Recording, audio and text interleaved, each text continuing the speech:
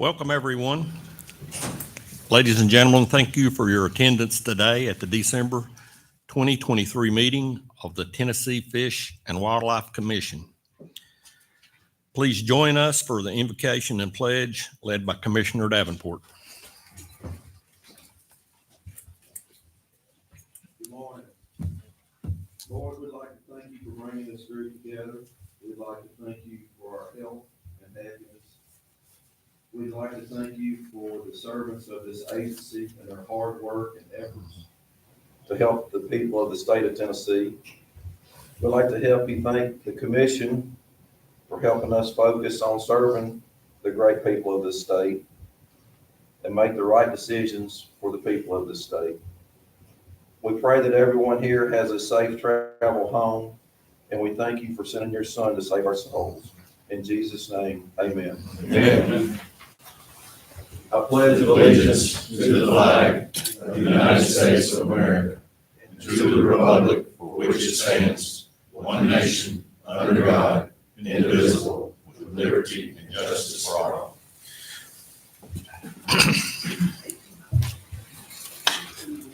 Thank you, Commissioner Davenport. So I want to recognize our visitors today. Of course, Clarence and Laura Dye are faithful followers of the commission and always brings us goodies. We always appreciate that. Jason Ostrit. Jason, welcome.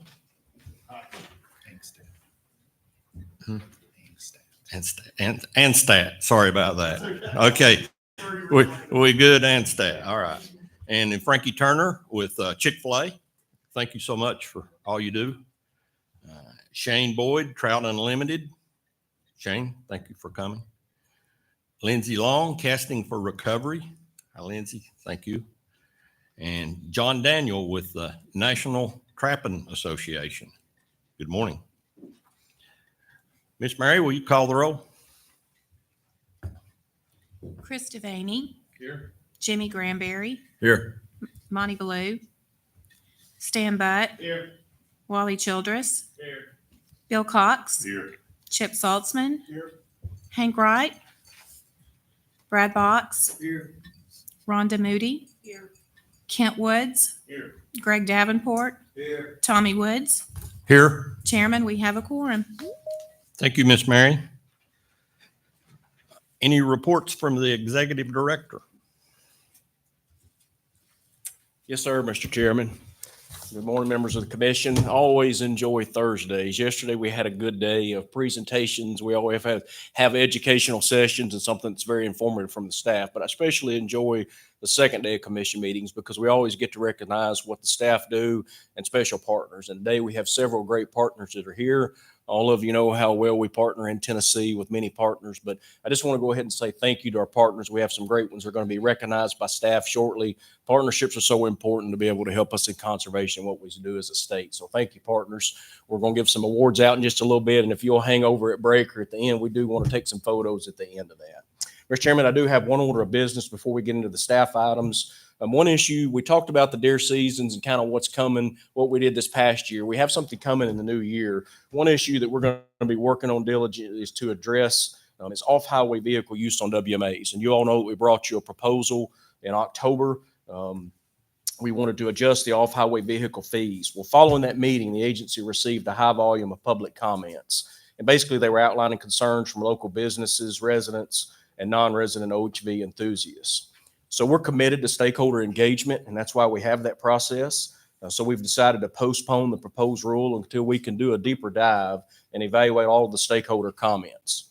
We also want to take the opportunity to gather more data based on what folks told us through those comments. Like we said in the October meeting, when the General Assembly passed the Off-Highway Vehicle Act, they intended for the program to be self-funded. And a large increase in OHV use at North Cumberland has basically resulted in increased erosion on the land, land degradation, and impacts to wildlife species. So even though we're postponing it for now, we're going to need to follow through on some changes to the fees and rules in the coming months to generate revenue to better fund what's going on in that area. Once that new plan's in place, revenue generated from those fees will be directed specifically to the OHV management. So stay tuned. We're optimistic that we're going to find what's best for the agency and what's best for our users, and we'll be bringing you more information on that.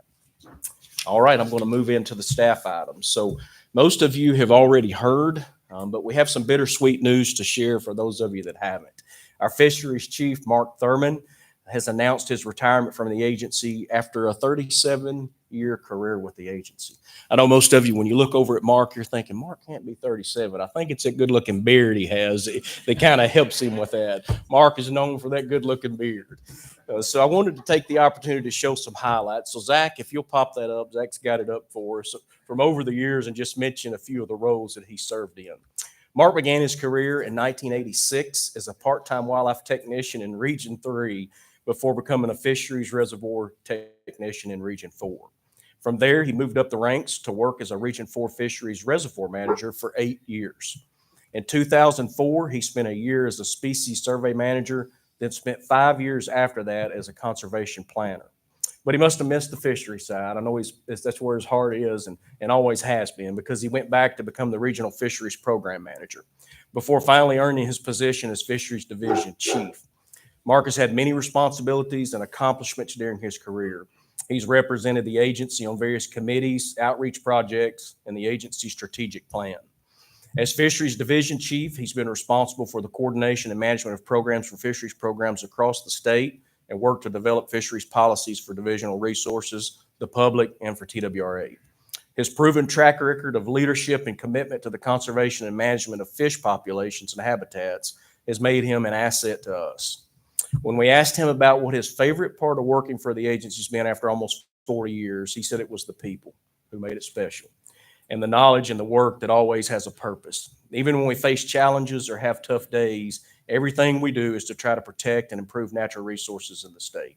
I think his answer says a lot about what kind of man Mark is. Well liked by all those that know him and a proven leader for the Tennessee Wildlife Resources Agency. And thank you, Mark, for what you've done for fisheries especially. We're sad to see him go, but we know that he's going to be an incredible resource in his new role. Mark is going to be going to work for the Nature Conservancy, which is a great partner with the agency. He's going to be doing a lot of strategic planning and looking at properties for them. So we're excited. Mark, if you'll come forward, just want to say congratulations. Let's give Mark a hand.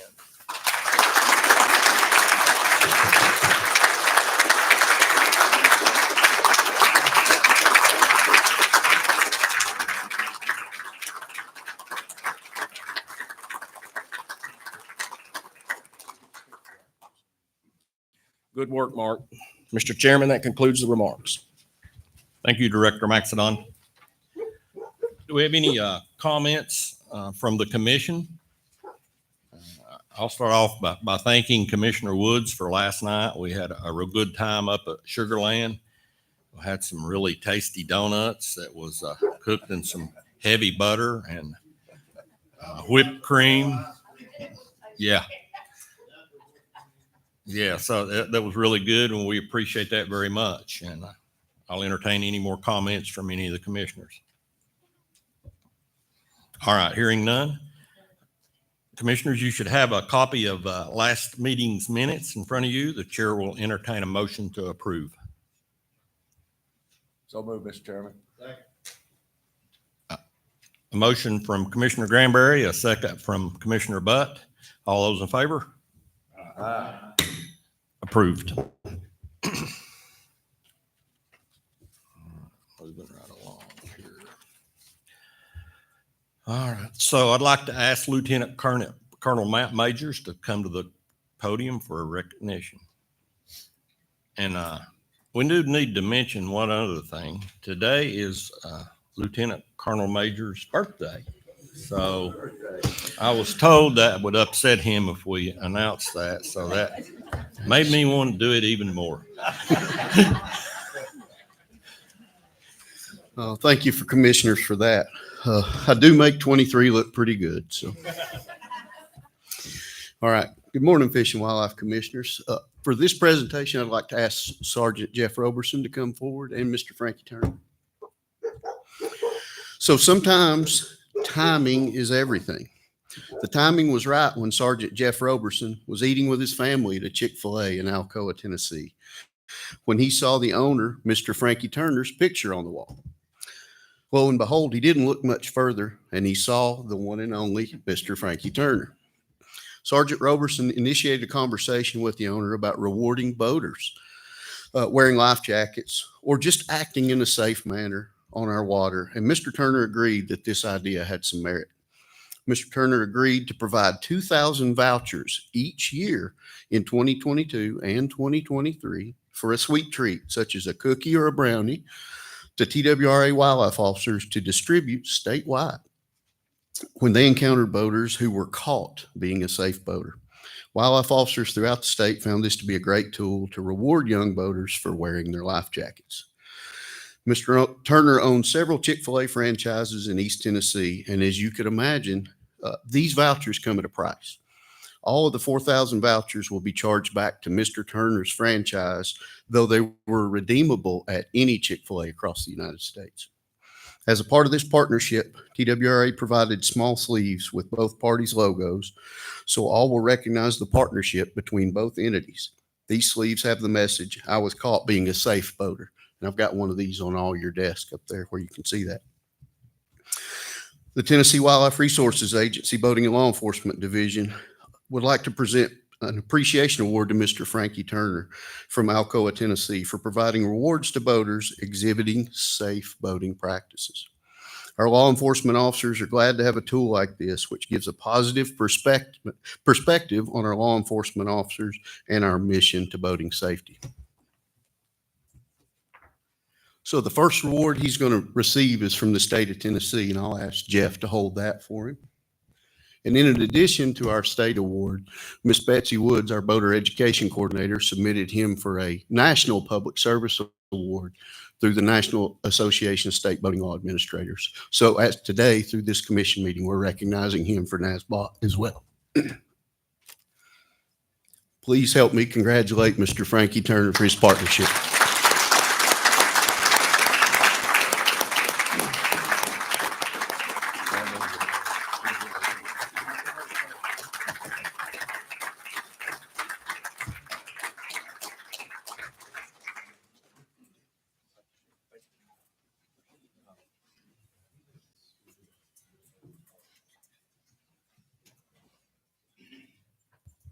Thank you, Lieutenant Colonel Majors. Okay, at this time, I would like to ask Lieutenant Andrew Collins to come to the podium for a presentation.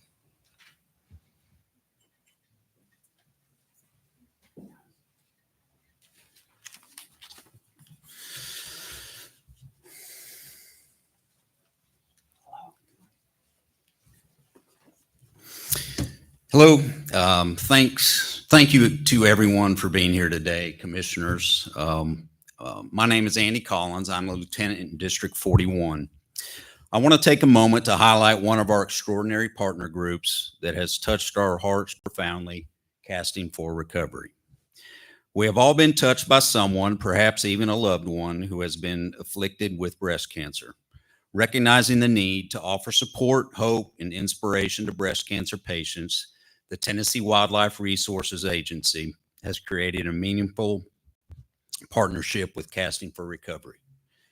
For the past 4 years, we've taken great pride in supporting Casting for Recovery through the sale of pink shoulder patches and pink patch hats. This incredible organization has established chapters in both Middle West Tennessee and East Tennessee, working tirelessly to make a difference. Each year, Casting for Recovery puts on outdoor fly fishing retreats at various locations across Tennessee. Importantly, the program is entirely free to participants. Women of all ages at all stages of breast cancer come together during these retreats. They discover a sense of unity in the shared struggle against breast cancer, finding comfort streamside. Women also learn the benefits of the casting motion, aiding in the rebuilding of damaged muscle and tissue. Today, on behalf of the Tennessee Wildlife Resources Agency, I want to thank everyone who has contributed by purchasing a pink patch or hat. Your support has made a profound impact, enabling us to present this $6,000 check to East Tennessee's Casting for Recovery Program Coordinator, Lindsay Long. Lindsay, our deepest appreciation goes out to you and your organization for the invaluable work you do. Thank you for standing with us in our mission to share the love of fishing, making a positive impact on the lives of those who need it most.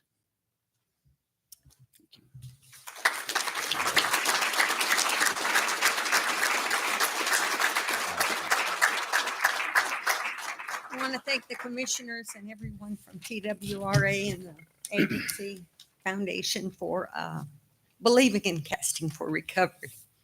It's been 4 years, and I thank Andy so much. Andy and Jennifer Wisniewski put this together and formed this partnership when Andy reached out to me. You have truly made a difference in the lives of women that have had breast cancer, because breast cancer doesn't care about socioeconomic status, whether or not you can attend a retreat. It doesn't care how old you are. It doesn't care anything about it. It also affects 1 in 100 men. So men, you make sure you're checking yourself as well and get yourself to the doctor if you think anything. I met a new friend today. I hate cancer. I hate cancer because it takes loved ones from us, and it puts everybody, not just the cancer person that was diagnosed with cancer, but their families, their friends. It puts them through the mill.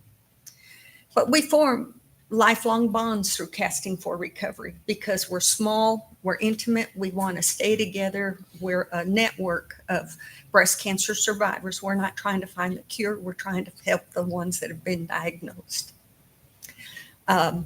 We lose women to breast cancer every year from Casting for Recovery, and staff members as well. But so from the bottom of my heart, I want to thank you for supporting our program.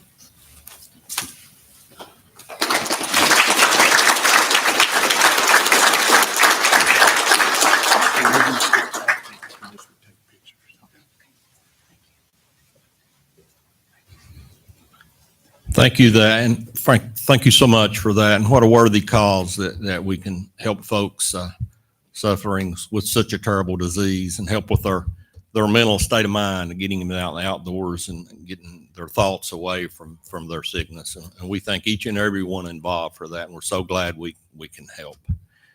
All right, moving on, I'd like to ask that Chief Mark Thurman come to the podium for a presentation.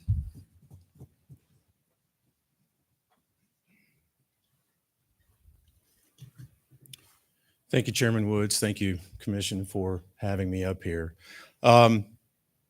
Yesterday in Jim Habera's presentation, the brook trout presentation, one of the things he highlighted was the partnerships that it takes to get the work done that we have going out there with wild trout, brook trout restoration.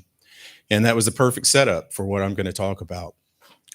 Today, we're going to recognize a very valued partner, the Hiawassee chapter of Trout Unlimited, who has been a great supporter of work in Region 3. We just recently received a $7,200 grant from the chapter, and that grant will be used to bring on an intern in 2024 and help us do field work, help us do all the work that you heard about yesterday in Jim's presentation. And we really appreciate that support. It's been the first time that we've had representatives from the chapter here. Within the last few years, we've had grant support from them for our brook trout facility at Tellico Hatchery, and we've had other grants in the past from them. Also want to take the opportunity to recognize the commitment that this chapter has in helping us put work on the ground. The folks from this chapter are always willing to come out and help us do field work. They help us with restoration work. If we're stocking brook trout back out into the wild, they are typically there and helping us hauling fish in. They're there at outreach events like the Project Healing Waters event that's hosted at Tellico Hatchery. And as well, they're very active in R3. They put on clinics. They've got a mobile fishing trailer, and I've talked with them about that. And I think that they'll be a valuable partner in those R3 efforts in the future as well. Just a great partner. And we have a representative from the chapter, Mr. Shane Boyd. Would you stand, please? Shane's here representing the chapter, and we just want to say thank you. Thank you for the support, and we just appreciate y'all.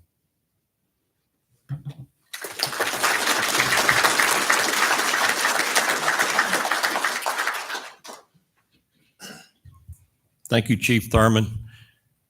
All right, this time I'd like to recognize Commissioner Bill Cox, Chairman of the Budget. Thank you, Mr. Chairman. The Budget Committee met yesterday and recommended approval of these 4 budget items. Do we need, Frank, you want to go over those again? I can, and also I want to follow up on the question about the Carp spending. Sure. Or budget as well. So I'll present the expansions are here for your review. No changes there. And here are the Invasive Carp expenditures in FY23, the last complete year. Numbers speak for themselves, but we're putting $1.8 million on the ground, split between our incentive program and research. And that includes the employment of 6 employees with Tennessee Wildlife full-time. They're working on this. And so yeah, we did about 8 million pounds in FY23 of incentive removal. And to date, that gets us over 28 million pounds of invasive carp removed from Tennessee and Cumberland rivers at that point. And just in summary, this is our history of federal funding. There was a little bit of state money that got this started in FY16, but all of this has been completely federally funded since. And you can see we're up over $3 million a year that we get. And that I should thank our representatives in Congress who supported us all the way to make sure that we get the funding we need to work in the Tennessee Cumberland rivers. That I don't take that for granted. So you see we're well funded, and we're going to continue to keep working as we have. And you heard that we've actually expanded the incentive program to cover some areas in the Mississippi River. Well, with that, I'll take any questions. And I know there's interest in a carp update in an upcoming commission meeting, and that we'll figure out the best meeting to do that. Questions? Go ahead. All right. Do we need to? Yeah, we need to vote on it. Okay, hearing no questions or discussions from the commission, I'll entertain a motion to approve. Move the approval of the 4 budget expansion. Second. We have a motion from Commissioner Cox and a second from Commissioner Granberry. All those in favor? Aye. Motion approves.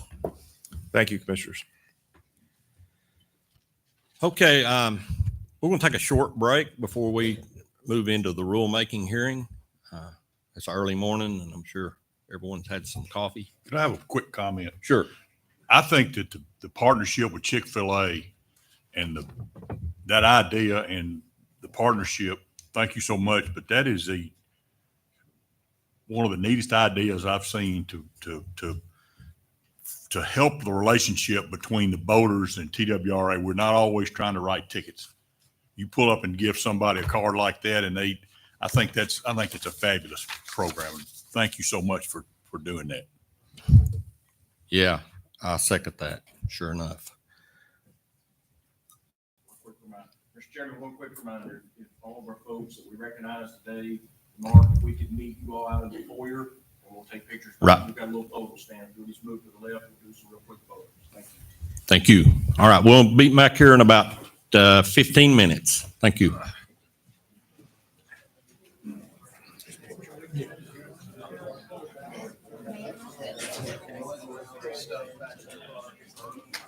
Backyard. Right on, man. Speaking of Chickamauga, man, state record smallmouth came out of, or largemouth out of Chickamauga. So yeah, right. Like back in right the down day, our back door. Yeah. Yeah, that was a fellow, wasn't it King? Mr. Gabe King. Yeah, Gabe King. Yeah, I know his dad well. Yeah. Growing up right there in that area, and just knowing that the big fish are coming out of that water, that's pretty cool. Right, man. I'm telling you, yeah, we've spent a lot of time fishing, especially catfishing right down through there in the river, and never know what you're going to pull up out of that water. So, big We know old cat. Yeah. So we're going to get another song in before we have to close out the show, but faux fishing, this is a good time of year to go, cooling off. Yeah. Not just hunting, fishing's a good time right now as well. It is. It's great. And man, I tell you what, we've talked to my son a little bit, the older son, about joining the bass team, and that kind of stuff. And there's some great stuff going on in the state as far as, youth fishing and the high school and the middle schools and even younger that getting into that stuff. And wow, I mean, hats off to the state for doing what they're doing with that. It's really great. Yeah. One of our guys, David Lowry, he's volunteers and heads up that Tennessee Bass Nation series, and it's great for the kids. It really is. It's great. And but yes, it's that time of year, and what I love about this time of year is topwater. I love buzz baits. It's my favorite thing in the world to fish with, and when they start hitting that topwater stuff, I mean, that's what it's all about right there. I love it. Get your heart pounding. Oh, I love it, man. I love it. I could tell stories about that too, but I won't do that. Yeah. And then the creek fishing too. It's a good time to get out and wade those creeks. I always say that, but that's my favorite. Well, again, now you know this Sioux Creek back home. Yep. We used to go down in there, and it was, we were always say when the dogwoods start blooming is when they start running. Start running. And that's some of my favorite fishing I ever did. Whether we were wading or we'd take old boat, canoes and stuff up through there. And I might have had to go see your granddad a time or two because I missed school a few times to go fishing. But anyways, I do not recommend doing that. Don't miss any days of school. No. But if you get an off day, go fishing. Go fishing. Yeah. Sioux Creek was a fun place. For those folks that live down that area, you got to go check out Sioux Creek. You do. It's a fun creek to fish. Great. Me and my brother-in-law put a paddle boat on top of a Ford Festiva. Oh yeah. Strapped it on top, went and dropped it in the water, and had a good time one day. That's great. That's one of the only places I know of that there's more rooster tails in the trees than there are in the water. Oh man. And that was the bait too. That was the bait. Yeah. White. You can't use the yellow one though. You got to use a white one. Yeah, Or Rapala rooster tail. That's all you can use. Yeah, exactly. So, so we don't run out of time. You got one more song you wanted to do, Back to Tennessee. I right? do. That's right. Yeah. And this song was on that same record. And the reason I told you guys earlier before we got started that I wanted to play this one is because I'm lobbying for this to be the new TWRA theme song. All right. Here. Okay. So whoever we got to pass this along to. Don't mess it up then. That's right. Oh man, the pressure's on. The pressure's on. But I will say this before I play it. I love the state of Tennessee. I love it. I love everything about it. And I love hunting and fishing in the state of Tennessee. And what you guys do, even with this thing right here, is just, it's so great. You're doing such a great thing, and the state does a great job. We could talk a whole nother podcast about that stuff. Yeah. But I love my home state. I was born and raised here, and this song is for Tennessee and everybody in it.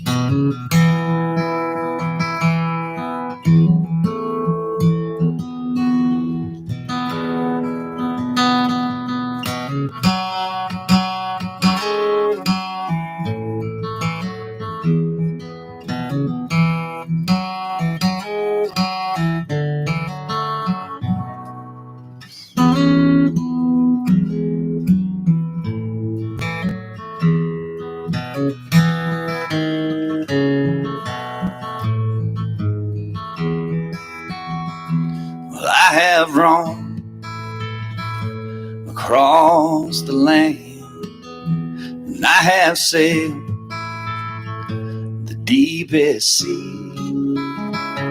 When I've drawn my last breath, do this one thing for me. Say, won't you take me back to Tennessee, where southern streams are flowing free?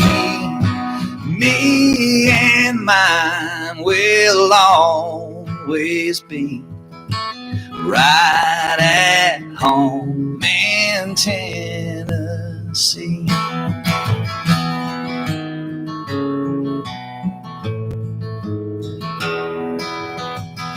Scarlet hills and big orange skies, snow-capped mountains full of songs. The winding river called me. Should I stray too long? It wants to take me back to Tennessee. The southern streams are flowing free. Me and mine, Lord, will always be right at home in Tennessee. Right at home in the woods of Tennessee. Right at home in Tennessee. Awesome. Awesome. Really I, good. I think that could work, Don. What do you think? Yeah, All right. I'm loving it. See what we can do. I'm loving it. Awesome. Well, this has been a great show. Chris, I appreciate it so much. We'll have to do it again. Absolutely. Let's do it again. When your last name rhymes with Tennessee, Yeah. it's Yeah. only fitting. You know? Yeah. Chris Hennessy from Tennessee. Absolutely. Glad you've been here. Glad you could stop by and chat, and good catching up.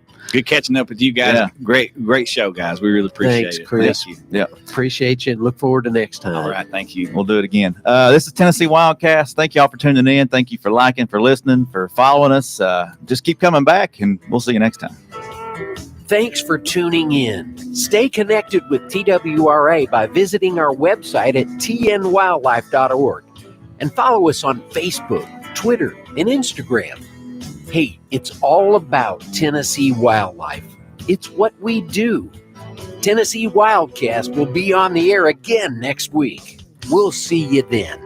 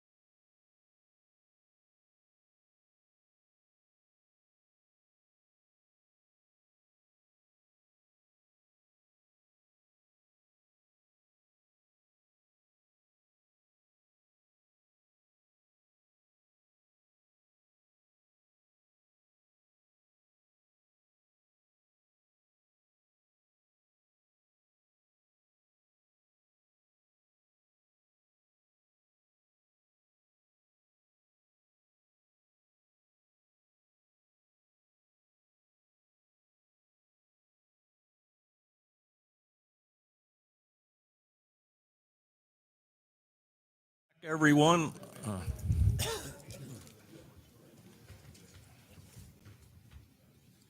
We're now moving into the rulemaking hearing section of our agenda today. I'm Commission Chair Tommy Woods, and I will serve as presiding officer for the rulemaking hearing. The Tennessee Fish and Wildlife Commission will be considering on a rule amendment. It is my understanding that these rules have been publicly noticed consent with applicable law.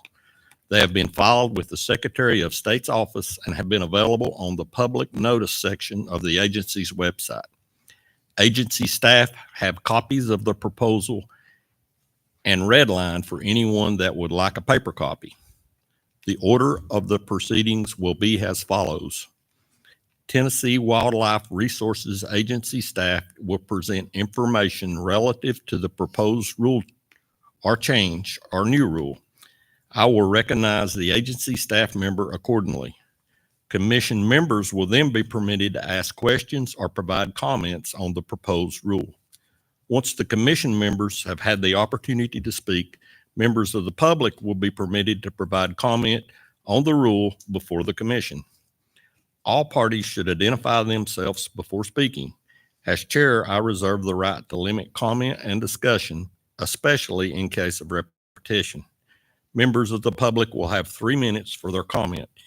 After an opportunity for the public comment, the commission will vote via a roll call vote. With the order of the proceedings established, I will now ask that Chief Josh Campbell from the agency's Biodiversity Division come forward for the rule presentation.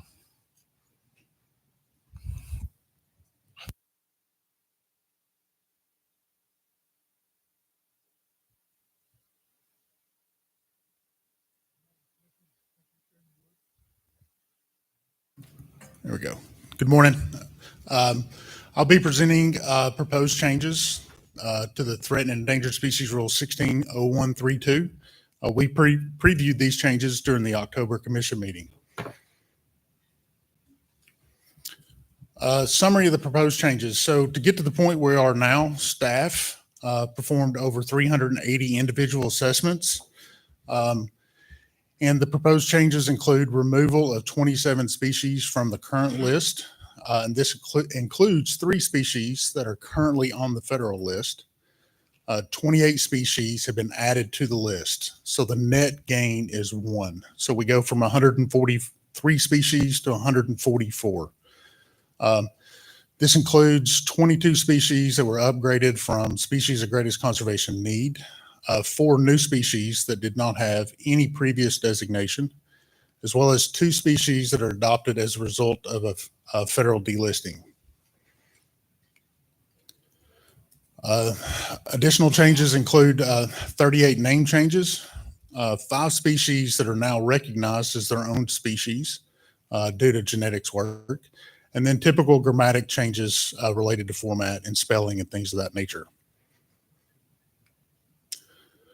The change deals with language allowing the adoption of species that have been delisted from the federal list. That language is here in red. So if a species is listed as threatened on the federal list and is delisted, this language allows that species to be adopted by our state list with the same designation until agency staff have the appropriate amount of time to review to determine if that species merits listing on the state list. I should mention here, since the October meeting and the publishing of this rule for public comment, we received a single comment. That comment is in favor of the adoption of this language.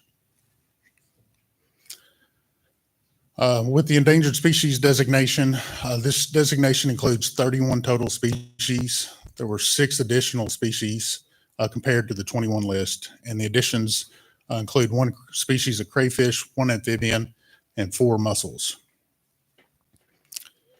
And it's hard to see here given where the screens are. You've been provided a red list that shows all the changes. What I have here on the screen is what the list will look like following approval, if approved, for each taxa within the endangered species designation. And this would be for the mussels and the mammals.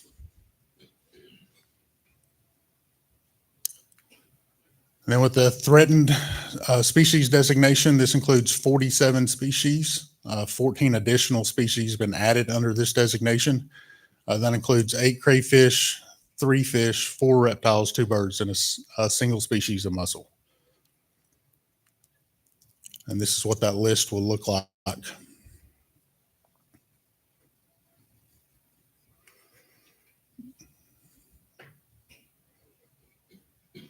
And then our last designation within this rule is in need of management. This is the largest group of species. There's 66 total species. We removed 19 species from this designation. And you can see there several additions for each taxa have been added. And that list will look like this.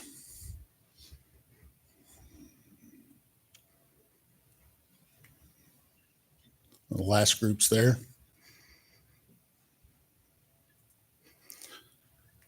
And that concludes the information that I have. Thank you, Josh. Members of the commission, are there any questions or comments relative to the rule amendment proposed by Chief Campbell? I have a quick question. Commissioner Collins. Josh, we've got a list of all the fish and animals, et cetera. This may be an unfair question because it's probably Bristol to Memphis, but do you know what affected area when we put crawfish on? What is there a particular part of the state that this would affect? And where I'm going with this is, how does this going to affect development? It really depends on the individual development itself, but our list is used by other agencies to determine if there's species that are going to be impacted. So it's federal species that are listed when those projects are reviewed for permitting. It's also state listed species. We as an agency provide comment or recommendations on how to minimize or mitigate those impacts. And it's up to that permitting agency to adopt our recommendations. Do you know if these additions are going to expand, or are some of these waterways already have threatened species in them, and this is just an additional to the same ones that are, or do you think this will expand to other? There is the possibility that it could expand some of the designations, like Tennessee waters, exceptional Tennessee waters. That could happen, but by and large, most of the federal species and some of these species occur in a lot of those waters in the state. But there is the possibility that that could happen. I don't have the specifics over where. I would have to get with TDEC and other agencies to see where those changes might be. And I suppose the rules are different from in need of management and threatened and whatever their categories. So the challenge for a developer would be different in each circumstance, or probably the same. It's going to be the same. We provide recommendations for all 3 designations just to minimize those impacts. But there again, it's up to the permitting agency to adopt our recommendations. Okay. But I will say this too, our recommendations are just to minimize impacts or mitigate those impacts to those species, not to stop development. Right. So we've not issued any request to stop a development because there is the presence of a listed species. Right. Okay, good. Thank you. Mm-hmm. Commissioner Granberry. Josh, I know we do a wonderful job with the National Zoo on 4 different species. It's gotten a lot of really good publicity, especially around the hellbender. Does this addition and, upgrade, does that increase the opportunities for us to partner with folks like the National Zoo to, bring these species back? Absolutely. Well, I mean, we have to partner with many different agencies to get conservation on the ground for these species across the state. I mean, there's 144 species on here. It's difficult for our division to touch each and every one of them. So we have to ensure that we collaborate and partner with as many people as we can. Who besides, I'm very familiar with the National Zoo. Who are some of the agencies besides the zoo that we partner with? So we partner with TDEC. We partner with several different universities here in the state and outside the state as well. The Nature Conservancy is a major partner as well. And then we partner with federal agencies, Fish and Wildlife Service, national forest. So the list is extensive. So you got Mark's new phone number, I assume, right? Yes. Okay. Yes. Any other commissioners have questions or comments? Any comments from members of the public? Director.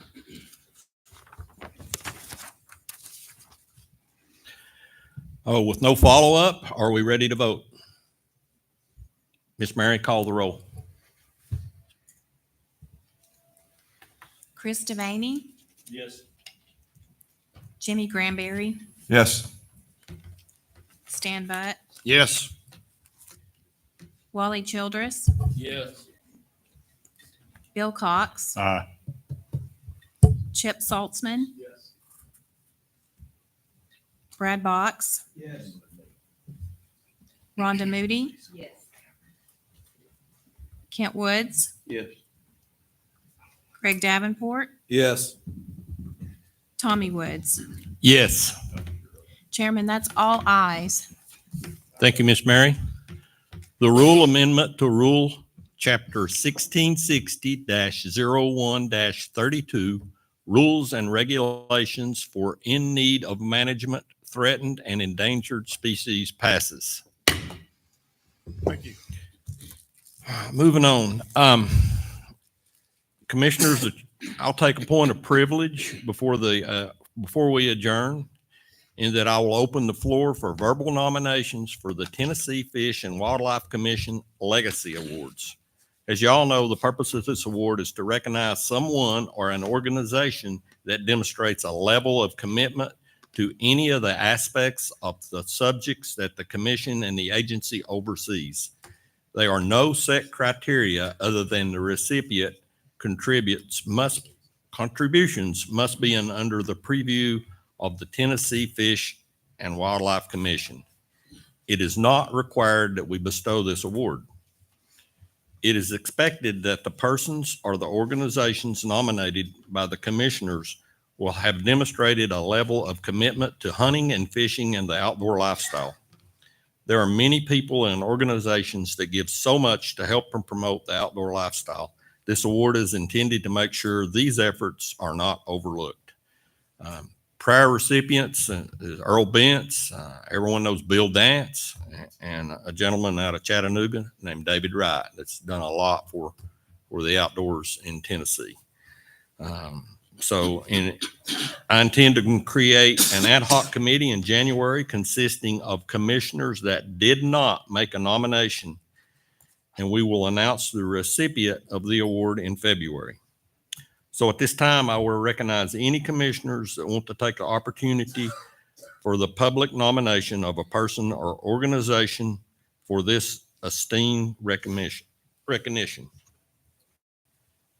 Chairman, Yes, Commissioner Box.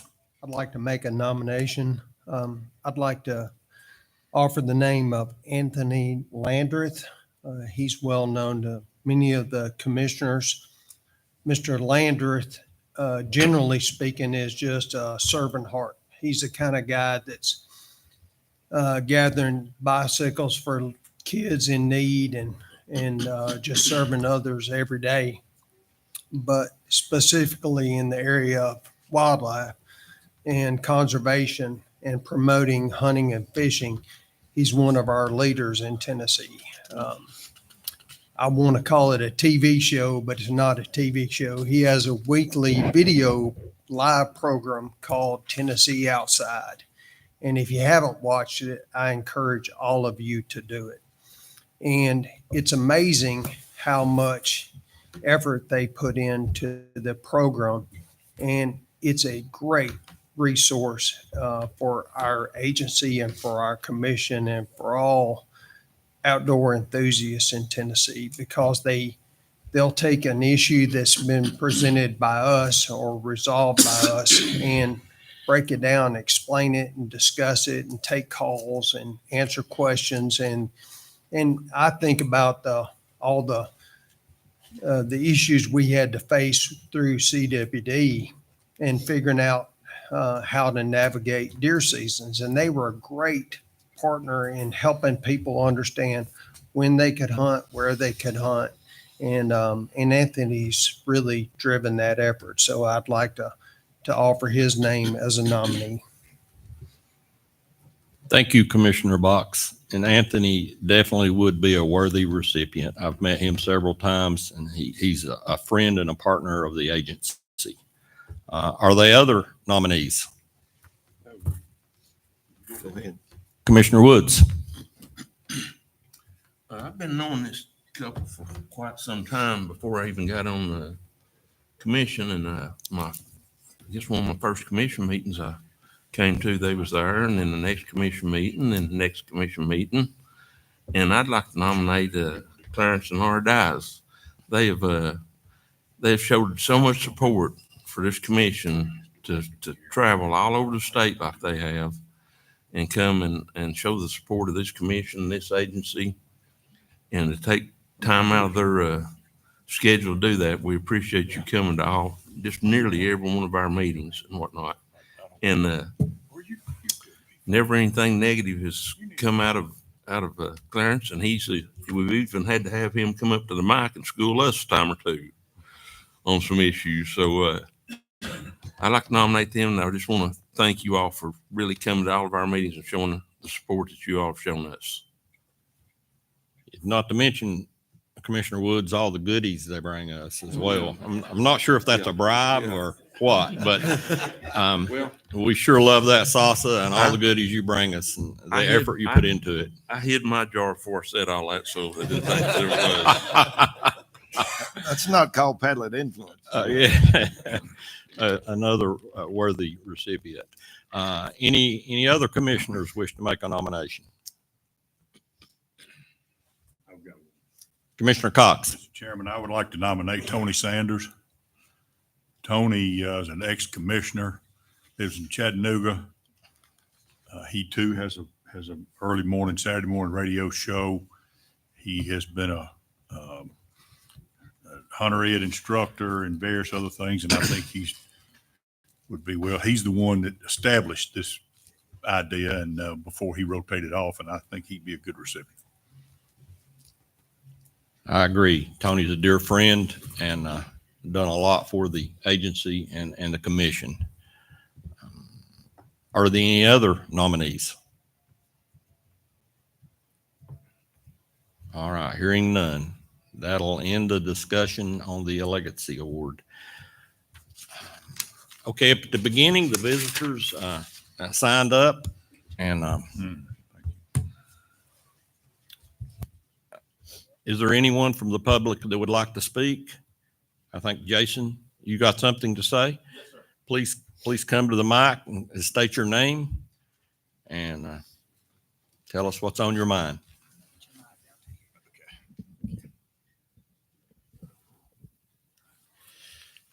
Hello, commissioners. My name is Jason Angstead, and I am here today to give my public comment in regards to the Moment of Freedom project, as well as permanent wheelchair hunting and fishing licensee hunting, fishing, boating, and wildlife viewing opportunities.